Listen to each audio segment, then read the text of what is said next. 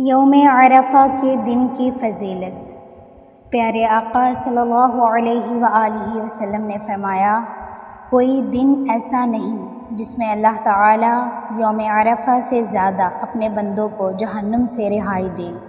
اللہ تعالیٰ ان کے قریب ہو جاتا ہے اور پھر فخر کے طور پر فرشتوں سے پوچھتا ہے کہ ان لوگوں کو میری رحمت اور مغفرت کے سوا کیا چاہیے۔ اس دن غیر حاجیوں کے لیے روزہ رکھنے کی بھی بہت فضیلت ہے، جو کہ حدیث مبارکہ سے ثابت ہے۔ پیارے آقا صلی اللہ علیہ وآلہ وسلم نے فرمایا، میں امید رکھتا ہوں کہ یوم عرفہ کے روزے سے سال آئندہ اور سال گزشتہ 2 سال کے گناہ اللہ تعالیٰ معاف فرما دیتا ہے۔